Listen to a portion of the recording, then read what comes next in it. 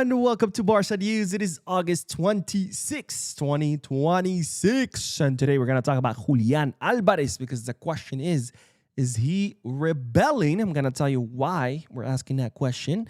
We're also going to talk about how Alejandro Balde will be staying at Barcelona. We have a lot to discuss. So let's begin.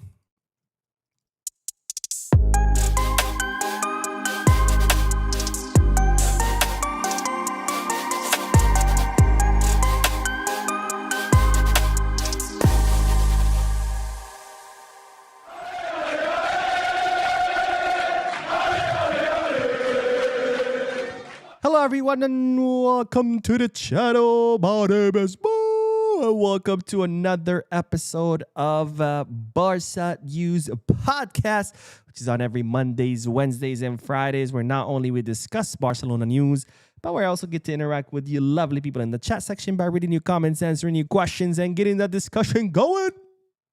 Now, for those of you who will be watching when the podcast ends, we'll be putting timestamps in the description and chapters in the timeline in case you do want to skip through the discussion and get straight into the news, even though I don't recommend it because, to me, the discussion is the best part of any podcast. So, having said that, in fact, start filling out the chat section with your comments, your questions, and anything else you want to add to this conversation. Now, don't forget to hit the like button. Very, very, very important. And the hype button, too. I don't know what the hype button does, but hey, if you are already about to click the like, might as well click the hype. That's right next to it. Don't forget to drop a comment. And also, if you're not subscribed yet, what are you waiting for? Subscribe to the channel so you can stay up to date on all Barcelona news. Now, if you're in the mood for some shopping and you want to buy a Barcelona kit, like the new kits, the home kit, away kit, you can head to Kit Bag, where you could also buy kits from other teams around the world. And if you're looking to buy kits from other sports like basketball, American football, things like that, you can head to Fanatics. And if you're feeling lucky and you want to gamble, you can head to Bet Us, where you can play sports bets, not just on Barca matches like the one tomorrow, but on any sporting events. All links down below in the description. You click on them, you get access to cool deals and offers courtesy of Barca News. All right, let's begin with the news. Because tomorrow, un día de partit, al gol no va a ganar. No más entrar la grada, am va a enamorar. Tomorrow is game day. Yes. I'm so happy that La Liga season is here. So exciting to have Barca football again. Don't get me wrong. I enjoyed the World Cup. The World Cup was fun, but there's nothing like watching Barca play. I'm sorry, but there isn't. I know the World Cup is the biggest event in football, but I still rather watch Barca than watch the World Cup. Obviously, if I can watch both, which I can, I'll watch both. But if you give me one to choose, if you put a gun in my hand and said, "Mo, you gotta pick one or I'm killing you," I say Barcelona it is. But anyways, tomorrow Barcelona return to action in the second fixture of this 2026-2027 La Liga season, where Barcelona will be playing against Athletic Club de Bilbao in the first home match of the season, where Barcelona hope to kick off their home matches with a victory against Athletic Club. And of course, today the team trained one final time before tomorrow's match. Hansi Flick held the pre-match press conference, and it was confirmed during today's training that, well, Gavi was still not training with the group. Now, of course, Gavi was subbed out towards the end of first half against Elche because of a knock. There was fears that he might have an injury or a serious injury, especially seeing that, you know, Hansi Flick's face was very worried when he spoke to the doctors. But thankfully, medical exams were performed on the player. Turns out it's not an injury. It's just a contusion. But of course, out of precaution, Gavi has been training separately from the group. And tomorrow he will not feature in the match against Athletic Club, which is not a big deal. Again, this is not a serious injury. This is just a precaution. It's expected that Gavi will be available for the weekend's match. Now, one player who was training with the group and who is expected to be available for tomorrow's match, it's no other than the most anticipated signing, or the most exciting signing of this summer transfer market, the best defensive midfielder in the entire world, the Ballon d'Or winner, the World Cup winner, the World Cup Golden Ball winner, which of course is given to the best player in the World Cup, Rodri. Yes, ladies and gentlemen, Rodri was training separately since arriving in Barcelona because he was still recovering from that back procedure he had right after the World Cup. On Monday, 2 days ago or 3 days ago, 2 days ago, he joined group training. And, well, tomorrow he will be available for the match against Athletic Club. Hansi Flick, of course, very excited to see Rodri play right next to Pedri. We'll see whether Rodri starts or whether he comes off the bench, being that, he's just getting back into competitive rhythm.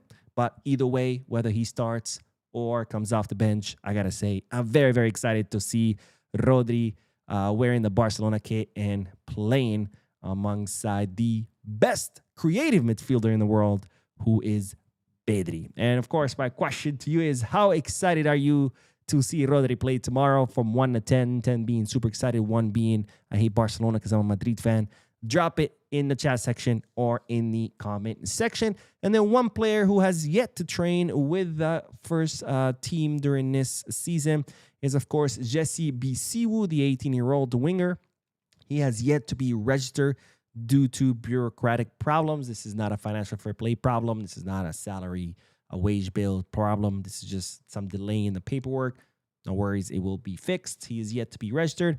So he's still training with Barca Athletic, where they do have an upcoming friendly match where BC was expected to play. Because, of course, the club want him to continue playing, continue having minutes. And for friendly matches, you don't have to be officially registered. You can play friendly matches, no problem.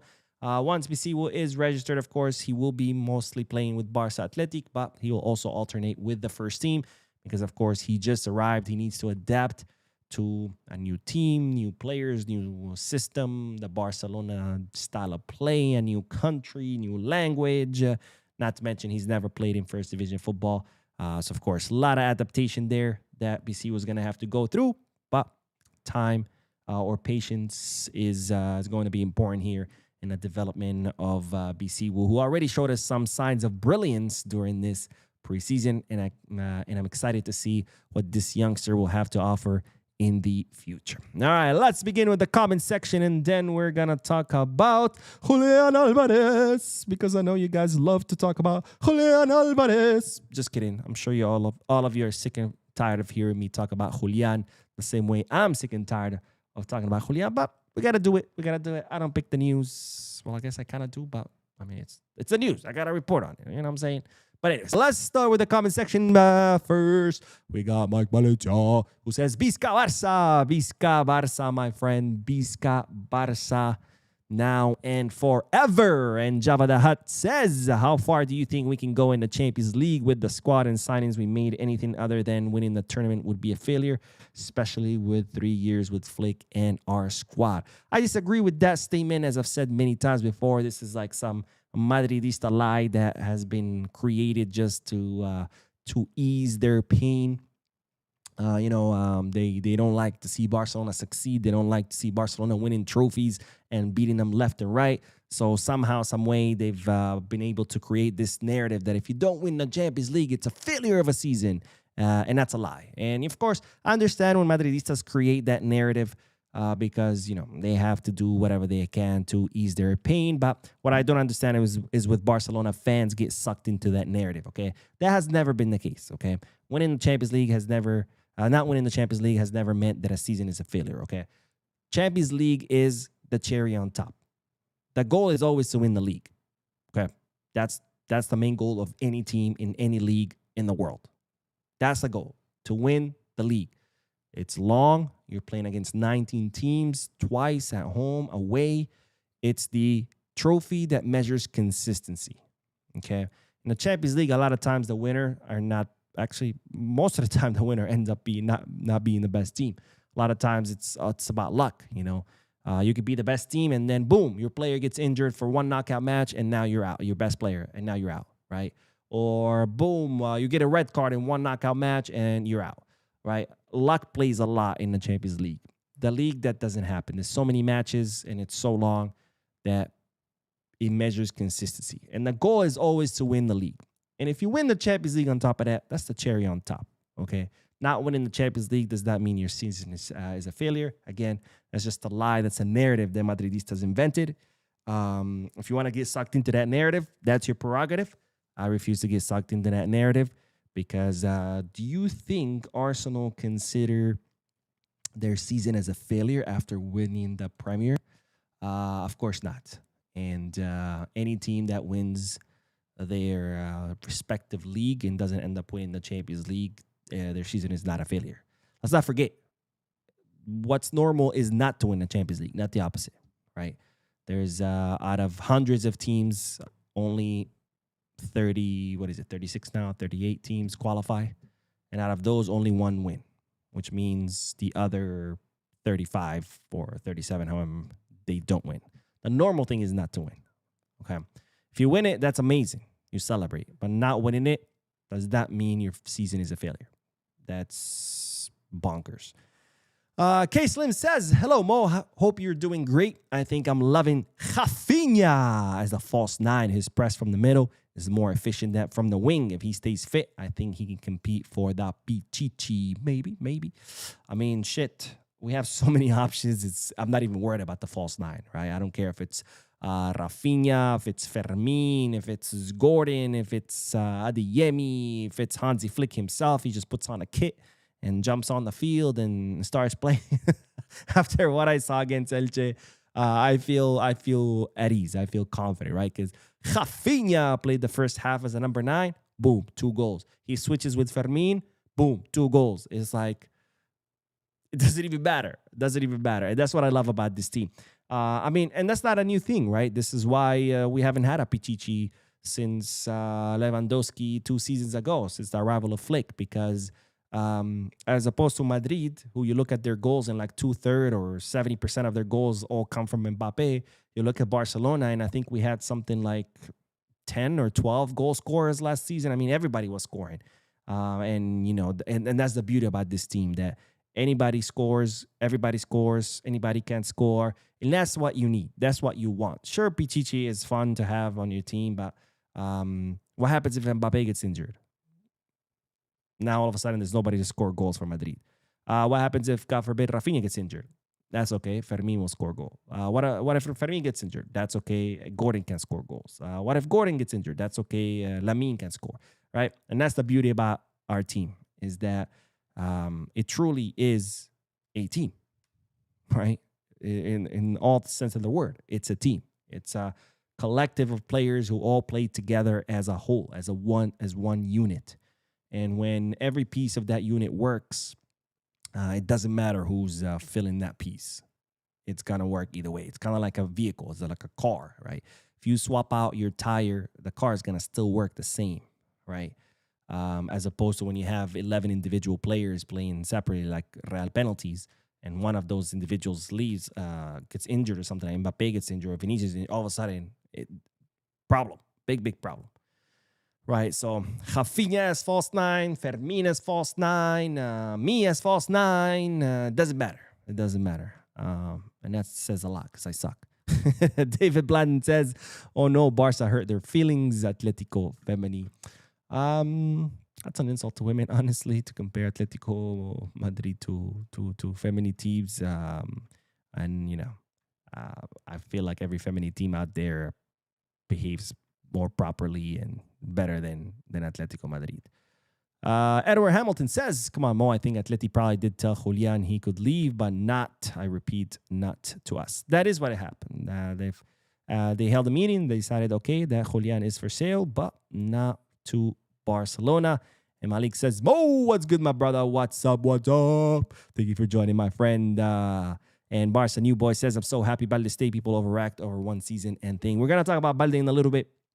Don't worry. The Rebel Pilot says, Patetico still pretending to be the victim as if they weren't the ones that straight up lied, disrespected, ignored, and ghosted Julian just to avoid the topic of selling him to Barca. Joke of a club. I mean, joke of a club is honestly an understatement. What they're doing is just next level pathetic. Like, it truly is pathetic. And we do have a donation. Thank you so much, Mustafa, for your generosity. Mustafa says, glad Balde will have another chance to fight for his spot. I was all emotional about him last week. Bisca Barca from Minnesota. Thank you, my friend, for your donation. And yes, I am very... I am happy that he's staying. I thought it would have been a mistake to get rid of him. especially at such a young age, and after we've seen his potential and what he's been able to do. One bad season, doesn't mean all of a sudden you have to throw him out, right? Especially because he's only 22, which means he's still improving, he's still growing, and he's gonna get better. But anyways, we'll talk about Balde in a little bit. I don't want to get ahead of myself. But thank you, my friend, for your donation. And with that, let's get back to the news, because we do have to talk about Julian Alvarez, because the Argentine was missing from training. Yes, Julian was not seen training with Atletico Madrid's first team. And not only was he not training, he was nowhere to be found in an entire training facility, right? Because sometimes a player might not train with a team, but could train separately if they're recovering from some discomfort or injury. They could be training in the gym only, right? Not the case. Julian was nowhere in or near the sporting complex of Atletico Madrid, which of course raises the question: was this Julian Alvarez rebelling and refusing to show up to training given his situation? Especially after, of course, Atletico Madrid's match against Villarreal. It was their second match of La Liga season, where Julian was called up for the first time since returning from the World Cup. He came off the bench, and of course it was a home match, and all the fans at the Metropolitano were booing him, insulting him. There were signs against them. He was even seen leaving the match immediately by himself, instructed by the club to do so the fans don't get too hostile. So he had to go in the tunnel by himself while his teammates stayed on the field, kind of greeting and interacting with the fans. So after that fiasco, now all of a sudden, Julian was nowhere to be seen at their sporting complex. Now, of course, Atletico Madrid's official version is that Julian is ill, and this is why he wasn't in training. But of course, we've seen this before, right? Ill is always an excuse that all clubs use for when their players are not there, but they don't want to explain why they're not there, right? A lot of times when a player is being transferred, for example, they'll say he's ill, even though it's because they don't want him training and risking his injury. I remember when Dembele was at the club, and he used to, stay out late night in Barcelona's clubs, getting drunk and partying, and then he wouldn't be available for training because he was hungover. The club used to say he was ill. So there's a lot of, that's the most common excuse, if not the only excuse that clubs use when they don't want to tell you the real reason. On the other hand, it could be true. It could be true. Julian could be ill. Everybody gets sick, right? We're all human. But of course, my question to you is, what do you think about this absence from training? Do you think this is Julian rebelling and saying, I'm not showing up because I want to leave? Or is he just, I don't know, had a bad burrito late at night and then woke up with explosive diarrhea? Let me know in the chat section or in the comment section if you're watching this once it ends. And of course, the news doesn't end there, because Joan Laporta today gave an interview to Barca's TV, and he spoke about the whole Julian Alvarez ordeal, and this is what the Barcelona president had to say. We are still very interested in Julian Alvarez. Of course, this is the first time we're hearing Laporta talk about Julian since, I think it's since the World Cup, pretty much. When Laporta was in the U.S. and said, we want to sign Julian, we have an offer out there. We sent the offer, but it's not forever. And then since then, of course, there was the interview by Miguel Ángel Marín where he said Julian is not for sale, now for 100 or 150 or 200 or whatever. Then Simeone came out twice, once in Korea, once back in Spain, saying that, the club doesn't want to sell him, so he's just going to be there to support the player. Cerezo came out again and said he's not for sale. So there's been a lot of development since the last time Laporta came out in public and said that, he would like to sign Julian. And well, since then, we hadn't heard anything official from the club. But today, Joan Laporta came out and, made this official statement that, Barcelona are still interested in Julian. Now, let's continue. We would like our offer to be accepted, and we are doing so with the utmost respect for Atletico de Madrid. Let Atletico Madrid know that if they are willing to sell Julian Alvarez during this summer transfer window, we would be ready to buy him. This provided we can reach an agreement around the offer we have made to them. So, Laporta, again, reconfirming Barcelona's interest in Julian, that they want to sign him this summer, and that it would have to be the offer that Barcelona has already made, right? And I'm glad to hear those words because, of course, there were reports saying that Barcelona could increase their offer towards the end of the market. I said that's not a good idea because the ones who have the problem on their hands is Atletico Madrid, right? They have a player, their star player, not just any player. Their star player is unhappy, doesn't want to be there. This is going to cause friction within the locker room. Their coach is not happy that his star player doesn't want to be there. The fans are not happy. And the whole thing is reaching it's a ticking bomb. So they're the ones with the problem. They need to get rid of this radioactive player called Julian. So why should we increase our offer? Not to mention, when you negotiate, you never negotiate against yourself.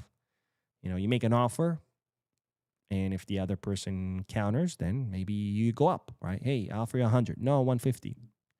Okay, how about 110? No, 140. Okay, how about 120, right? You don't say, hey, 100. Okay, 110. Okay, 120. And the other person hasn't even responded, right? That's called negotiating against yourself. You don't do that in negotiations because you lose all power. So I'm glad that Joan Laporta is saying that if Atletico Madrid want to accept the offer, is going to have to be the offer that we already made. That definitely puts me at ease. Now, Atletico Madrid did respond to Joan Laporta's statements that Barcelona are still interested in Julian. And this is what that joke and pathetic small club had to say. The player is being portrayed as the victim, but we are the only victims in the Julian case. Oh my God, they are the victims. They have harmed us, both financially and socially. How, bro? No one has harmed you. You've harmed yourself because you look fucking stupid. There is a 0% chance of selling him to Barca. This situation isn't about money. It's about dignity. Atletico Madrid, my friends, you have no dignity. You have lost whatever little dignity you had left. No one has harmed you financially and socially. You have harmed yourself. This was just a standard transfer market interest. Hey, I'm interested in your player. Here's an offer. You could have just said no and that's it and moved on. Just like any club in the world. We tried to size Joao Pedro. Chelsea said, sorry, he's not for sale. We said, okay, thank you. We inquired about Harry Kane. And Kane said, no, I want to stay at Bayern. Okay, thank you, bye. We tried to sign Lautaro. Inter said, he's not for sale. Okay, thank you. You guys went on putting tweets saying that the offer of Barcelona was fake. That was all fake news and that you're offering Bad Bunny tickets in exchange for Pedri and Lamine and Rafinha. And then you yourself admitted that, yes, the offer was real. And then the player's not for sale. Okay, yes, he is for sale, but just not for Barca. I mean, all these statements, it's like, bro, you did this to yourself. You are looking like a joke because you did this to yourself. Nobody harmed you, okay? You did this to yourself. You harmed yourself. You grabbed a gun and shot your own foot off, and then you're like, oh, Barca shot me. It's like, no, bro. You did this to yourself. I mean, they harmed us both financially. What does that even mean? How is an interest in your player harm you? I mean, Atletico Madrid just signed El Cuti Romero from Tottenham. So I hope they're ready to apologize to Tottenham because apparently they have harmed Tottenham because they were interested in their player and they signed him, right? Is that the logic here? When you're interested in some other in a player from another club, that means you are trying to harm them? I don't fucking know. I mean, it's reached the point where nothing makes sense and where I'm like, what are they doing? Like, how can someone reach such levels of stupidity? It's insane to me. It's insane, especially in the age of technology. But anyways, or the age of information, I should say.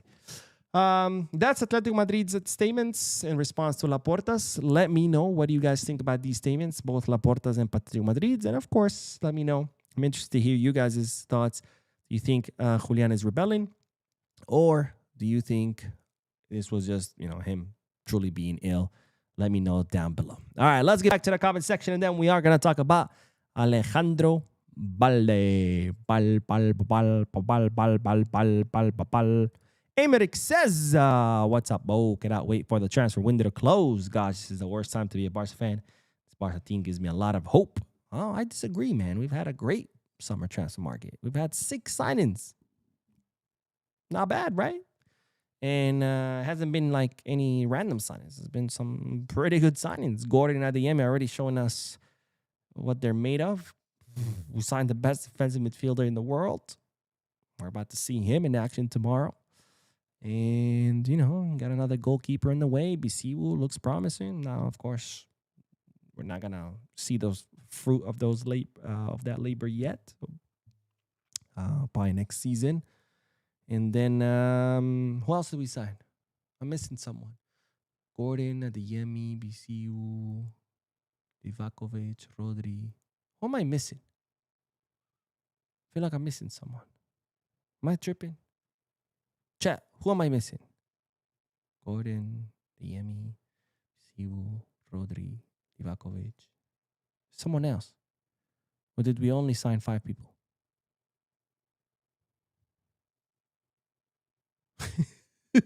I'm like having a brain fart. Cancelo, thank you. I guess I just think of Cancelo as a Barca player because he's like not as a new signing, but like as someone who's been here because freaking this is his 3rd time signing. But yeah, I mean, shit, that's a pretty good summer transfer market. The only reason I would want the transfer market to close is just Kino says Hamza. True, we did sign Hamza. Even though Hamza's Barca Athletic signing technically, but it looks like he's going to be staying with the first team. So yeah, great summer transfer market. Let's see. What else? Barca News Boy says, what do you think about Rodri and how much minutes he will get? Tomorrow, he could technically start, but I have a feeling he'll probably either come off the bench or if he does start, be subbed out. Because he just joined the team. He hasn't had too many training sessions with the group, just Monday, Tuesday, Wednesday. So 3 training sessions. So I don't see Rodri playing full 90 minutes tomorrow.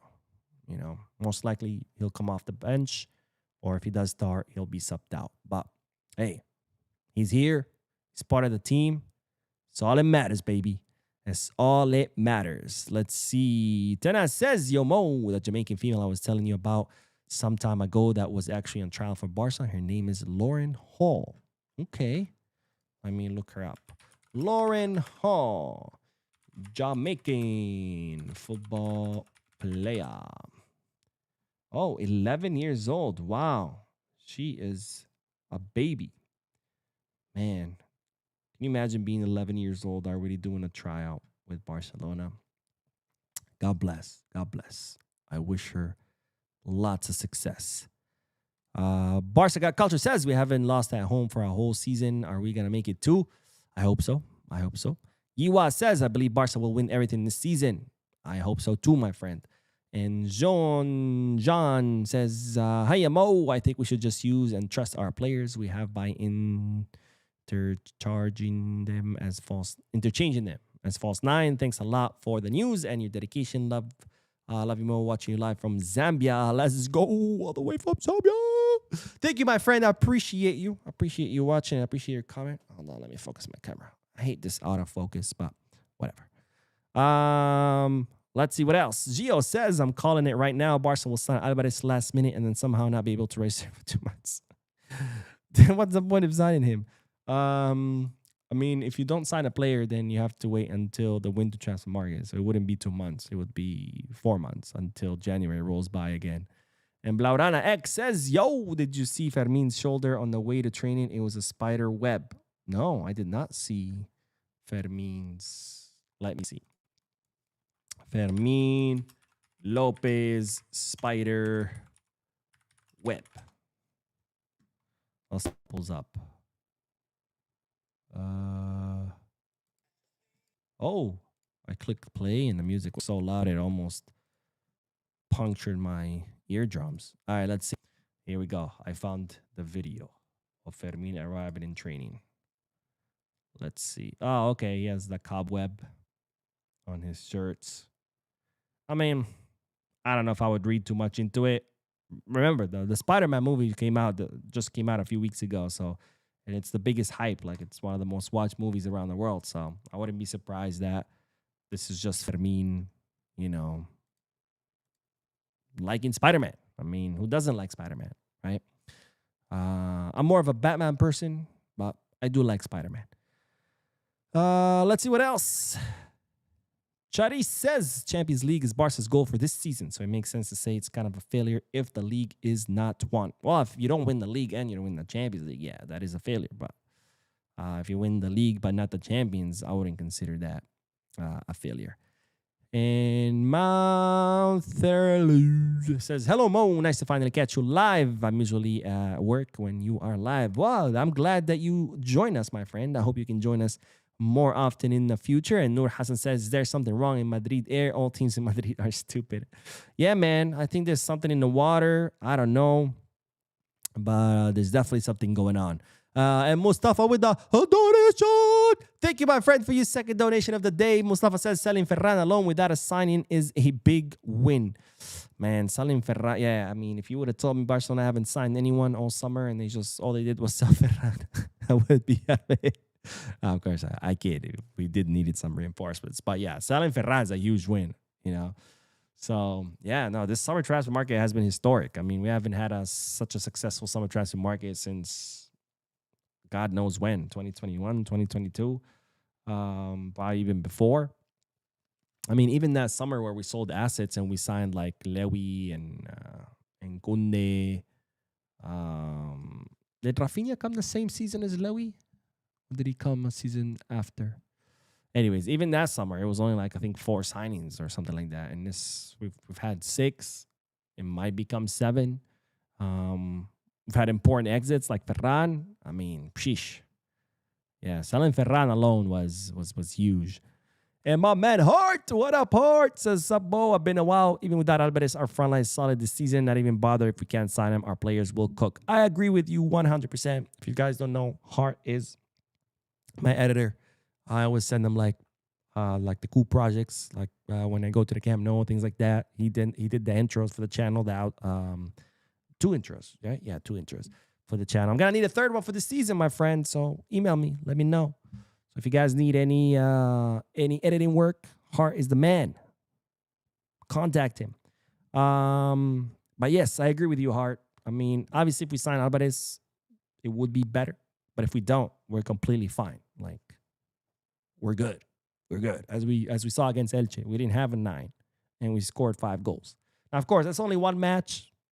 We still have to see how the team progresses, but I feel confident about our team. Anyways, let's get back to the news because we do have to talk about Alejandro Balde. Because, ladies and gentlemen, Balde will be staying at Barcelona, and this, to me, is a relief. Now, Balde is, of course, someone who was linked heavily with an exit these last few days because out of nowhere, Flick made those statements right before the match against Elche when he was asked about Balde. Well, no. Take another step before. First, Jorge Mendes arrived for Cancelo's official signing, and he brought an offer from Manchester United for Alejandro Balde, or interest from Manchester United for Alejandro Balde. This, of course, caused the press to talk about Balde and whether he would be leaving or not.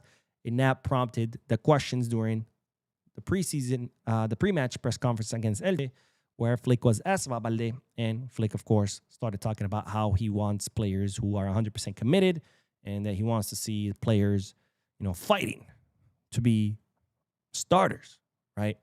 And at first, we didn't know if this was a direct message to Balde or if it was just Flick speaking in general terms. And what we found out, it was a direct message to Balde because later that day, it was revealed that Flick and Deco had a conversation with Balde and that Balde was being, sold. And then came the Elche match where Balde was completely excluded from the squad. And, it became clear that the club was trying to push Balde out. Now, it looks like Balde has insisted on staying. He wants to stay in Barcelona and fight for his spot. And today, Balde and Hansi Flick had a long conversation during which Flick explained to Balde what his role will be on the first team if he stays. He made it very clear that Balde is going to be the backup to Cancelo. So Joao Cancelo will be the starting left back. And if he wants to remain in Barcelona, that Balde is going to have to improve and he's going to have to show a willingness to work hard. Now, it's reported that Balde responded to this by saying that he accepted the challenge of fighting for his place and that he was going to show Flick, he was going to prove his worth. And as a result, Balde will be staying. Again, Cancelo's going to be the starter. Balde's going to be the backup.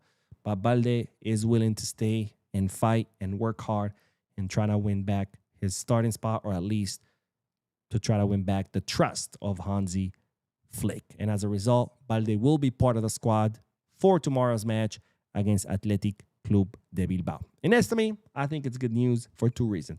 First reason is because, like I said before, I think Balde has lots of potential. We've seen what Balde has done in previous seasons. Sure, last season he sucked. Prior seasons, to me, he was one of the best left backs in Europe. So we know what he's capable of. We know he's only 22, so if we've already seen what he's capable of, that's only going to get better because he's 22 and the 22 players are still growing and improving. So that to me is good news because I think Balde will improve. And I feel like how we sold Balde in a few years, we'll be talking about bringing him back for 70, 80 million euros. It will be another Cucurella story, right? And the second reason why I think this is good news because I feel maybe this is exactly what Balde needed, because sometimes players do get comfortable. Sometimes players get complacent. They work their whole life coming up through the academy with the dream of making it to the first team. He makes it to the first team. He continues working hard. He wins the starting spot, benching Jordi Alba, one of the best left backs we've had. And then, he probably thought, all right, that's it. I made it. I can coast. But a lot of times when you're younger, what you don't understand is getting to the top, that's actually the easy part. Staying at the top, that's a very difficult part. And I think this could be that perfect lesson for Balde. Like you worked really hard your whole life since you were a little tiny kid. And you climbed that mountain and you reached the top and you thought that's it. You put in the hard work. You're on the first team. You're a starter on the first team. And that means you're done. But actually, it's just beginning. Because this is Barcelona. And in Barcelona, your spot is not guaranteed. Your spot is earned. But maintaining your spot, you also have to earn that as well. And this is why very few players get to retire at Barcelona, right? Because most players, even when you make it, there's always someone better knocking on the door trying to take your spot. So I hope this is a lesson for Balde. I hope this is a reality check for Balde. And I hope that Balde will not disappoint Hansi Flick, that he will put his head down, that he will work hard, that he will give his everything, and that he will try to earn his spot back or at least earn Hansi Flick's trust. And if he doesn't, then next summer, yeah, absolutely, sell him. But let's hope that that doesn't happen. All right, let's get back to the comment section, and then we're going to talk about two exits. All right, let's see. Where did we leave off? Man, I'm hungry, and I just ate right before the podcast. I didn't eat that much, but my stomach is like, maybe because I had a heavy workout today. All right, let's see. Where did we leave off? Alejandro says Atletico talk as if they are a big team, but they can act as if Julian is bigger than them. When you're a big team, you don't need a player that wants to leave. Yeah, here's the thing. Here's what Atletico don't realize. And you're very right with your point. Because Atletico, they're trying to act as a big team. Like, oh, look at us. We don't need the money. If you want to keep a player, we're just going to keep them because we're that great, right? As opposed to like smaller teams who they want to keep a player, but a lot of times they end up being forced to sell because they need the money, right? But in doing that, they're actually not acting as a big team. because, like you said, big teams don't need players that don't want to be there. When a big team has a player that says, I want to leave, they're like, all right, let's find you a new destination. I mean, look at City. Rodri said, I want to leave. And City said, all right, let's find you a next destination. They weren't like, you got a contract till 2027. We're going to hold you until then. Because that's how proper teams behave. They know that no player is bigger than the club. And if a player doesn't want to be there, then that player has no use for the team. Because a player that doesn't want to be there is not going to perform as well. Not to mention, it's going to affect his teammates. And now the teammates are not going to perform as well. So big teams usually, when they have a player who has a doubt, they're like, all right, let's find a new destination. I mean, we at Barca said bye to Messi, the greatest football player in the history. Why wouldn't we say bye to any other player that doesn't want to be here, including that bum Ferran? But Atletico, by trying to keep players against their will, are showing us that they are a small team. But anyways. COD says, or is it COD? Or is it Call of Duty? Hey, what's up from Ukraine? What do you think? Is there any chance of signing Alvarez? What is your odds for this to happen? Vizca el Barça. I mean, it's August 26th. Already 27th in Spain. So there's 28th, 29th, 30th, 31st, and 1st. There are 5 days left in the market. What are the odds of signing Julian? I would say small. Very small. Is it 0? I wouldn't say 0 because in football, nothing is impossible. For all you know, the last day, Atletico might say, okay. Or for all we know, for example, today, right? Julian missed the training. They say it's illness. It could be very well, it could be illness. Or maybe he is rebelling. And maybe he does that for the next few days and finally Atletico said, okay, yeah, we gotta get rid of him and might as well make money. So that could happen, right? But I still think the chances are very small because of how much posturing Atletico have done, right? Miguel Ángel Gilmarín gave a whole exclusive interview on the air, a whole hour, an interview that they built it up. Oh, he's going to talk, he's going to speak, marketing, commercials, ads, posters. Finally, he comes out, he's like, he's not for sale, right? And then after that, like Cerezo over and over again, he's not for sale. And, the club issuing statements, he's not for sale. And Simeone is like, hey, the club doesn't want to sell him. And, they've done so much posturing that if then they go around and sell him, they're going to look pretty stupid, right?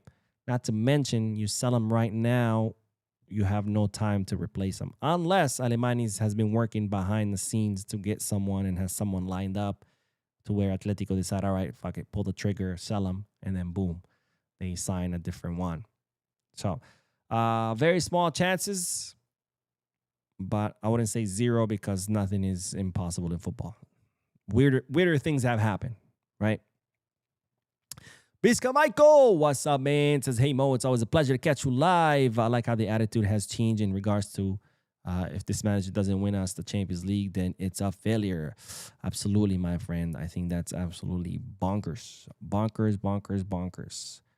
Let's see. Gio says, I feel like this could be a repeat of when the club chased Nico Williams. We might not end up getting him, and somehow one of our players will drop a phenomenal season.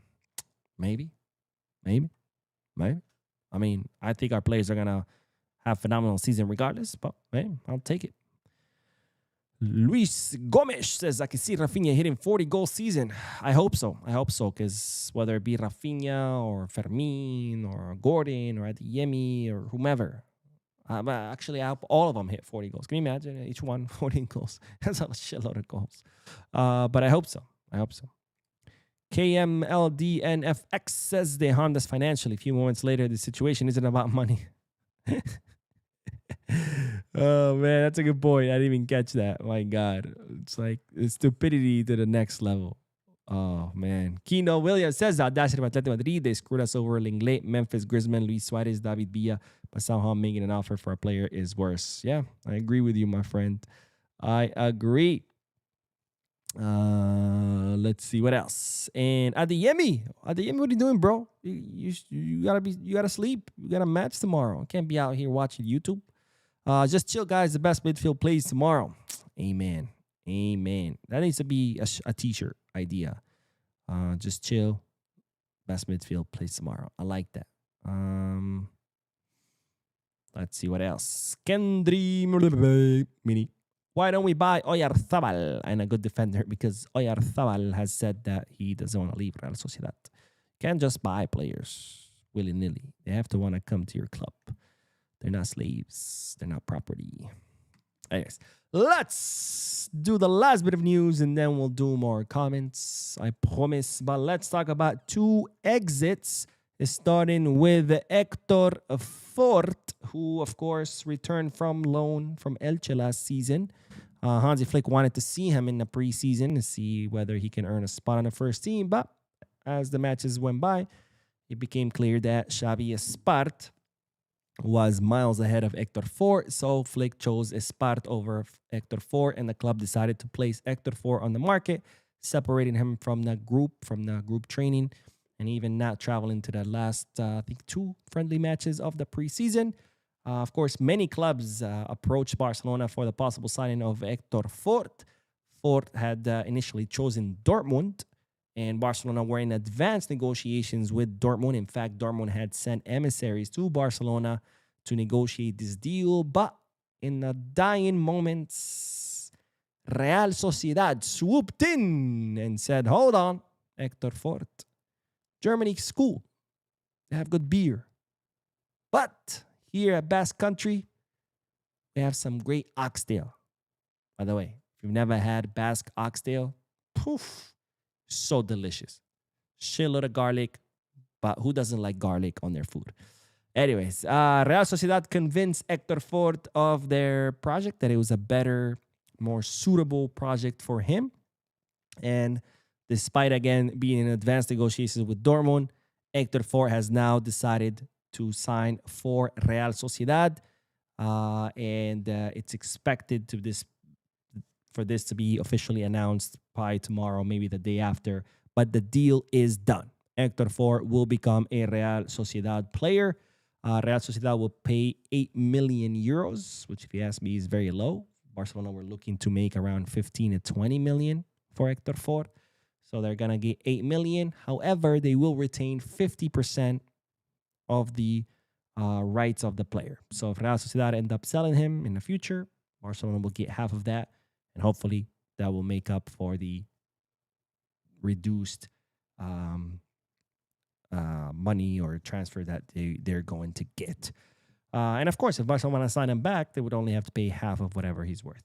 But Barcelona will retain 50% of the rights of the player, and Real Sociedad will pay around 8 million. There's some reports saying it's 10 million, but let's just say 8, between 8 and 10. The other exit is, of course, Marc Casado, another player who the club has decided to put on the market.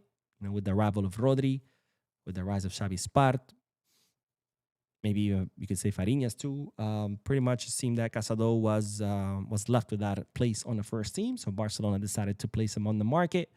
There's been a lot of clubs interested in Marc Casado. Jorge Mendes is still working on finding the next destination for Casado. And while the update is that we do have more clubs who have joined the race, of course, I told you yesterday about how there are 2 clubs in Saudi, but Casado has said no to Saudi. There are several clubs in the Premier League, including Sunderland and Nottingham Forest. They say also Newcastle and Aston Villa and Brighton had also made inquiries. But now we have a suitor from Germany who within the 48 hours have contacted Barcelona, and it's RB Leipzig. And then there's Turkish teams who have also inquired about Marc Casado. So the good news is that Casado has plenty of options. We'll see which one he will choose. But just know that Barcelona have lowered the asking price. They initially wanted between 30 to 40 million. They're now asking 25, which, if you ask me, I think that's too low. But we seem not to know how to sell players. But anyways, that's the news. We'll see where Casado goes and for how much. But that's all the news for this live. Let's do more comments and then we'll end this. And then I will upload a video because, believe it or not, there is more news. Let's see. Where did we leave off? Bum, bum, beat 'em.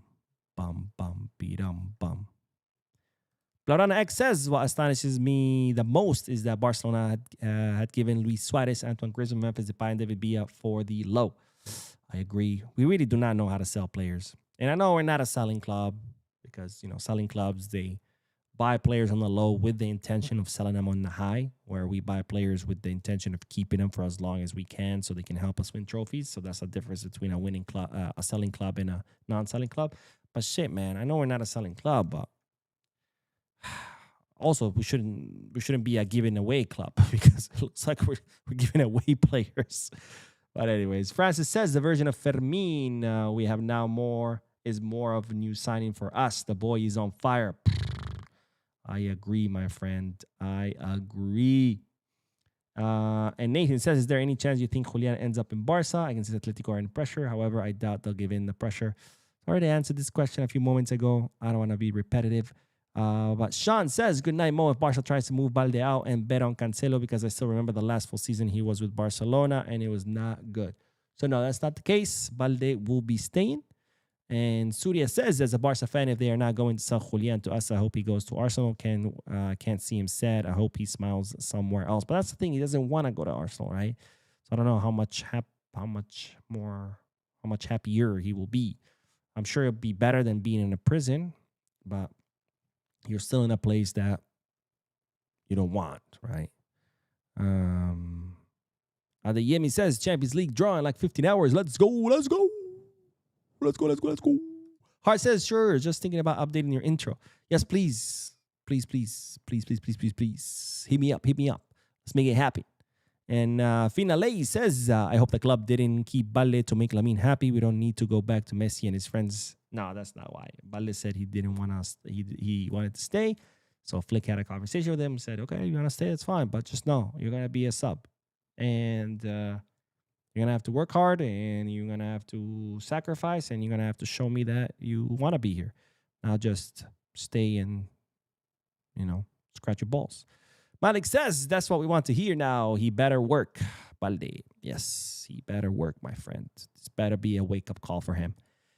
Hey, MSG says, hey, bro, Mo, shout out to yourself. While the young gems adapt and explode soon, Bisiwu, Tunkara, Hamza, Barca already have a squad capable of winning the double or treble. Bisca, Barca, Bisca, Mo. Well, thank you, my friend. I appreciate you. And yes, we have an incredible team. And we have even more incredible players coming up through the pipeline, which is insane because the ones that already came up, they're still pretty young. Like Lamine is only 19 and Bernal is only, I think, 18 or 19. And Kouarsi is only 19. It's like, and we're already talking about the next generation that's right behind them, like, Brima Tunkara or Hamza. It's crazy. It's freaking crazy. We have the best academy in the world. Now, of course, PC was not from the academy or Hamza, but you know what I mean. Barca Reloaded says, Balde staying is great news, bro. I see him reaching Nuno Mendes level. I see it too. Let's hope we're both right. Let's see. Akib says, funny how Barca is shaping to be the strongest team in Europe, and the media is already throwing shit at our window to stay in with all the Balde and Yamal news. I mean, haters gonna hate, my friend. What can we do? All right. That's my what can we do dance that I just came up with. The Rebel Pilot says, aren't Patetico linked with Jonathan David? I don't know. Apparently they're insulting other clubs too. I don't know if they are linked with them or not. I don't know much about what that pathetic club does. Not that I want to either. Because, well, they're a pathetic club. Simeon says, I'm drained by this Julian saga. I just don't understand Atletico Madrid's complaints. I don't either, my friend. So if anyone can explain it to us, please do, because, I don't understand shit at this point. And St. James says Chelsea is good at selling players. I feel like every club is good at selling players except us. Why? What if the club hires me just to sell players? I would love that. But I got you guys. Let me at least get you a few more millions. Doesn't even have to be that crazy. Maybe like an extra million or two, And Malik says, let's get to 100 likes. Yes, please. Hit the like button. It's completely free, and it really, really helps the channel. But yeah. Sharis Kadosh says, let's sign Memphis Depay. Where is Memphis? I know the last time I saw him, he had joined a Brazilian team. Was it Flamengo or... Let's see. Memphis Depay. Last I knew, he was in Brazil somewhere. Or Corinthians, was it? I don't know. Let's look it up. Memphis Depay. Memphis Depay. Pulled up his profile. Let's look at where Memphis Depay is. Oh, shit. I didn't want to do that. Memphis Depay, yeah, he's at Corinthians until 2028. So he has 2 more years on his contract.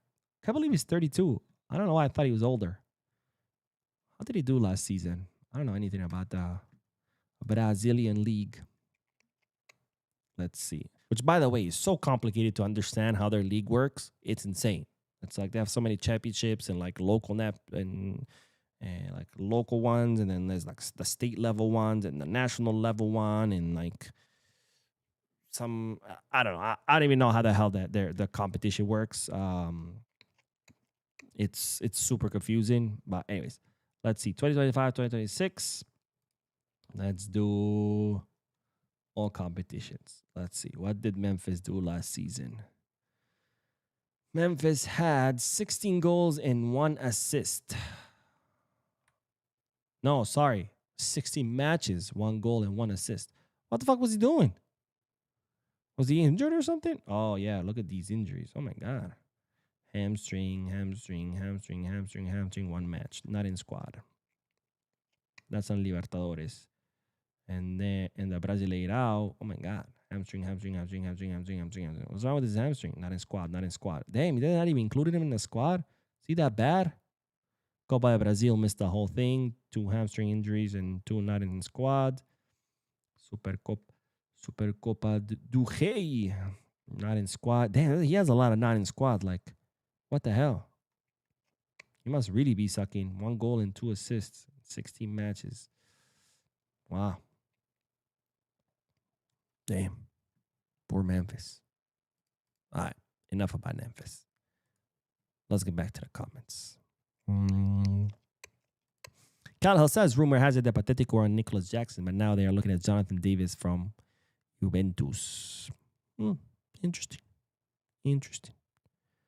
Edward says, can we play Adeyemi and Gordon together? And if we do and they become part of the best front 3 in the league, will Rafinha be sold? Lamine ain't going nowhere. Can Gordon and Adeyemi play together? Yeah, of course. I mean, if you need to rest Lamine, you could start Adeyemi on the right and have Gordon on the left and Rafinha through the middle. Will Rafinha be sold? No, because remember, we don't have a 9. So selling Rafinha, that leaves us short on players in the front. But yeah, can Adeyemi and Gordon play? Yeah, of course. And Hart says, taking your spot by a kid who even play at midfield is so devastating for him. Balde should work harder than anyone and keep improving. Agree, my friend. I hope that's a wake-up call. And I hope he gets help too. Like, why not talk to Cancelo? Maybe he has already, right? I'm just spitballing here. But, why not talk to Cancelo? Be like, hey, bro, like, hey, can you give me pointers? Can we stay? Can you stay with me one day after training and maybe, help me out with technique or something, or even ask his coaches. You gotta show initiative, right? Like, hey, look, I'm trying, I'm improving, I'm working hard. Show up early, leave late. Just work on your game, son. Work on your game. And Kino says it's crazy that no one wants Rafael Leao even at 30 million. Attitude goes a long way. Yeah, man. What a shame too, right? Because he's such a talented player, so physical, so explosive, so fast, insane shot power, and like you said, attitude goes a long way, long way. It's crazy. Gio says Deco has had such a phenomenal comeback. I remember when we roasted him for every single decision and or signing he made. Just had to see the fans finally give him his flowers. Agree. Deco from the first 3 years to this summer, day and night. He went from doing some wild shit to like having a historic transfer market. But yeah, great job, Deco. And then Alejandro says, whoever thinks Balde can't get better hasn't seen Rafinha from the first season until now. I also agree with that. Eddie Garcia, remember when people were like, Eddie Garcia's trash? He's not Barca level. Sell him to Girona. And now look at him. Motherfucker plays in every position, does a great job in every position, right? But yeah, no, you're right. I mean, Rafinha's first season, which by the way, there's still people arguing that Rafinha's first season were great. And I'm like, in what fucking world? But yeah, Rafinha's first 2 seasons were trash. And now look at him. Well, anyways, I think this is a good point to stop. Thank you guys so much for joining me on this live. It's always an absolute pleasure to be here on the podcast and read you guys' comments live and have a conversation about this crazy club that we love, a club that makes our heart ache, but that's okay. We still love you, Barca. But thank you guys so much. I will be uploading a video shortly because there is more news. Don't forget to hit the like button, subscribe to the channel, drop a comment, and as always, Visca Barça.